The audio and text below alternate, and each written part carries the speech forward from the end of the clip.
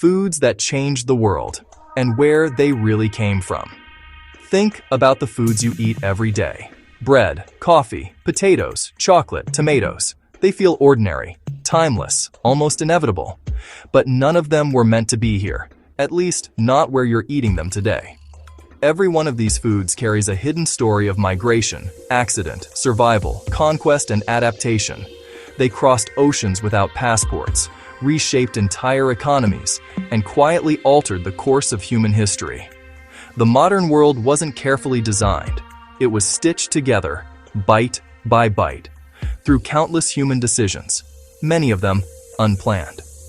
Today, we're exploring foods that changed the world and where they really came from, to understand just how interconnected human history truly is. 1. Bread, the accidental beginning of civilization. Bread feels like the foundation of civilization, and in many ways it is. But early humans didn't set out to invent bread. They were hunter-gatherers, constantly moving, eating what they could find. Then, around 10,000 years ago in the Fertile Crescent, modern-day Iraq, Syria, and Turkey, something unexpected happened. Wild grains like wheat and barley were abundant. People began crushing them, mixing them with water, and cooking them on hot stones. Not because it was revolutionary, but because it was convenient. Those simple flatbreads changed everything. Grains could be stored. Stored food meant staying in one place. Staying in one place led to villages, then cities, then civilizations. Bread didn't just feed people, it anchored them. Without realizing it, humans traded mobility for stability.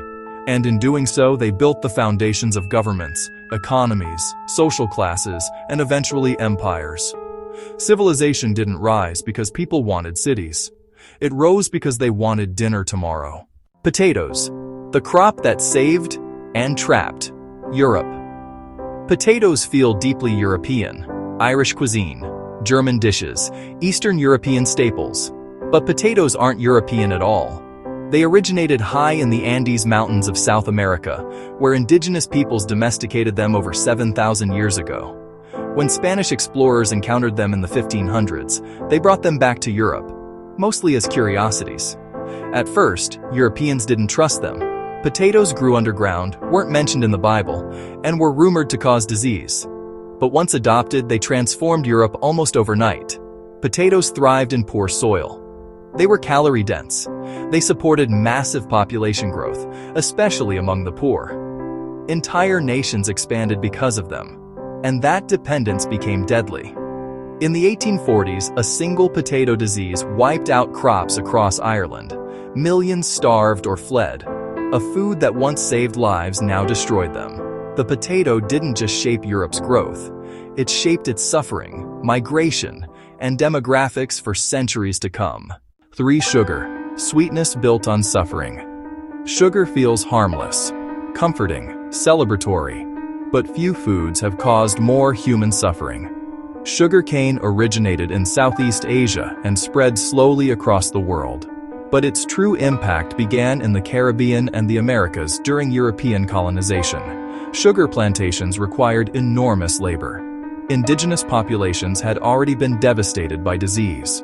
To keep production going, Europeans turned to the transatlantic slave trade. Millions of Africans were enslaved, transported, and forced to work under brutal conditions, all to satisfy a growing global demand for sweetness. Sugar didn't just change diets. It reshaped global trade routes, financed empires, and fueled industrialization. And the effects linger today. The global obsession with sugar has left legacies of inequality, health crises, and economic imbalance, all rooted in a craving that once symbolized luxury and power. What tastes simple now carries a bitter past. Coffee, the drink that powered the modern world. Coffee didn't begin in cafes or offices. It began in Ethiopia, where legend says a goat herder noticed his animals becoming energetic after eating certain berries. Those berries became coffee, first used in religious rituals, then spreading through the Islamic world as a social drink. Coffee houses became places of conversation, debate, and dissent. Governments feared them. Some tried to ban them.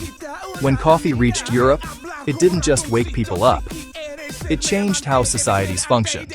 Before coffee, people drank alcohol throughout the day because water was unsafe. Coffee offered clarity, focus, productivity. The Industrial Revolution didn't run on steam alone. It ran on caffeine. Factories, offices, stock exchanges, and modern work culture were fueled by a drink that traveled across continents, religions, and empires. Coffee didn't just keep people awake. It changed how the world worked. Tomatoes, the foreign ingredient that defined national cuisines. Italian food without tomatoes feels unthinkable. Pizza, pasta, sauce. Yet tomatoes are native to the Americas. When they arrived in Europe after Columbus, people thought they were poisonous. They were grown as decorative plants, not food. For centuries, Italian cuisine existed without tomatoes. Then gradually, out of necessity and experimentation, they were adopted, especially among the poor. Tomatoes grew easily, tasted rich, and paired well with local ingredients. What began as a foreign plant became a national identity. This pattern repeats everywhere. Foods we think of as traditional are often newcomers, adopted during moments of crisis, trade, or chance.